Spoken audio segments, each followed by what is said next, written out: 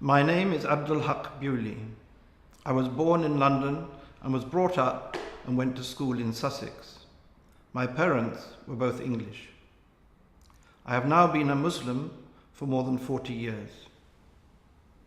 I would like to address the present extremely disturbing situation by saying firstly that every right-thinking person must be absolutely appalled by the senseless and brutal crime committed by these two deranged young men in their savage attack on this defenseless soldier, and condemn it utterly.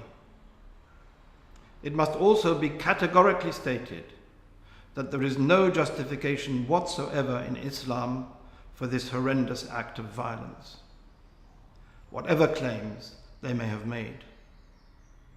It is quite clear that these two men are suffering from serious mental illness. Their actions and subsequent behavior would seem to indicate severe schizophrenia. They must be given a thorough psychiatric examination and the conclusions of that examination made public so that everyone, both Muslims and non-Muslims, will be made aware of what really provoked this outrage. As has been reported, a large number of unwarranted knee-jerk attacks against mosques and Muslims have already occurred in the wake of this horrific event. And David Cameron's eventual measured and conciliatory language, coming as it did only subsequently to his initial reaction of calling it an act of Islamic terrorism, in fact did little to help the situation.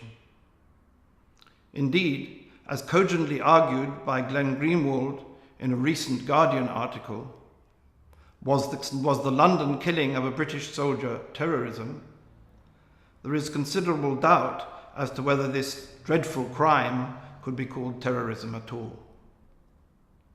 This stands in contrast to the London mayor's unhesitating clarity and presence of mind in separating the tragedy from both the religion of Islam and the actions of British forces abroad.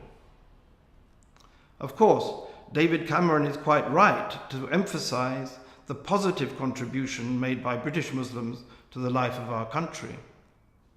In fact, I would say that the Muslims in Britain now have the potential in the present time of playing the same kind of role in our country today as George Fox and his Quakers did in the 18th century and John Wesley and his Methodists did in the 19th.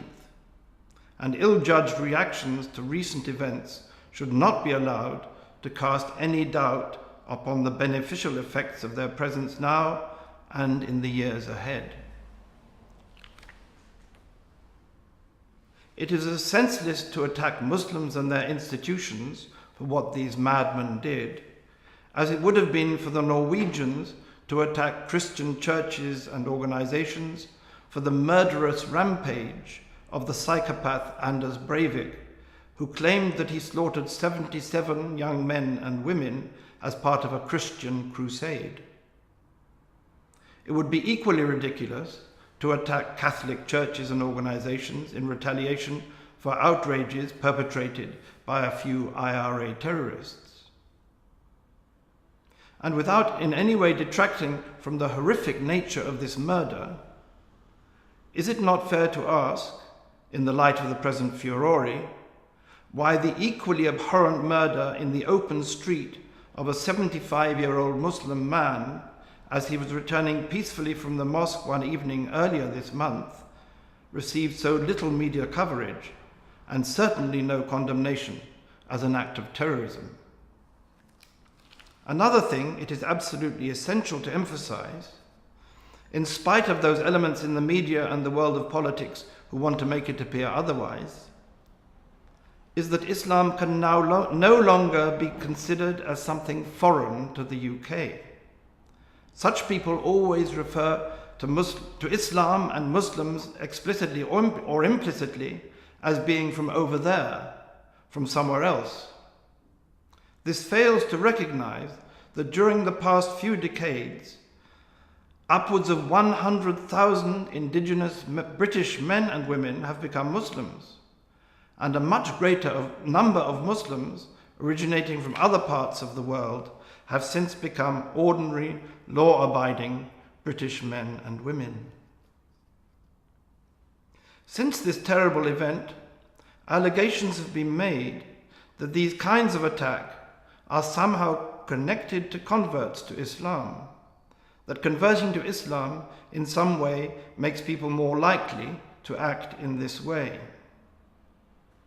As a Muslim convert myself, and as an early member of the first community in this country to be made up almost entirely of a large number of converts to Islam, I can state categorically that this assertion is absolutely unfounded. There are estimated to be at least 5,000 converts to Islam in Britain every year.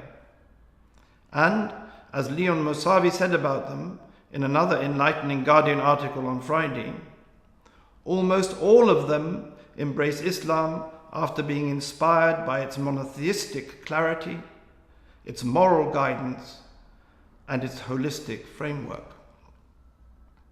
The number of those associated with these criminal acts can be counted on the fingers of one hand, and to suggest in the light of the huge number of British Muslim converts that this has any statistical significance is absurd. In any large group of people, it is certain that there will be a tiny minority of violent criminals, and I am sure that the percentage of these within the population as a whole is far greater than that to be found within the Muslim convert community.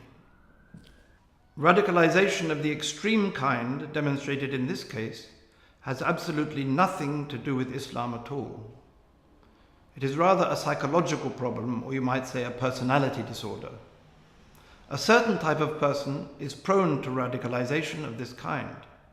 It doesn't matter whether the cause concerned is animal rights, or the extreme right, or the extreme left, or indeed Islam. They are simply looking for anything in which their extremist tendencies can be expressed, and it just depends on what they're exposed to. At an earlier time, for instance, it was Baader Meinhof or the Red Brigades that attracted this type of personality and provided an outlet for this type of extreme violent behavior.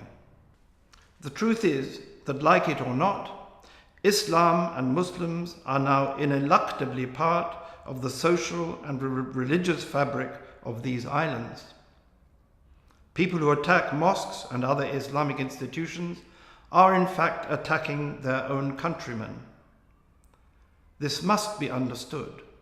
Anyone who has any real knowledge of Islam or any genuine experience of the company of Muslims knows that the benign reality of Islam is something totally different from the false image of it portrayed in such a negative light by certain sections of the media and by others whose political agenda is served by such a perception.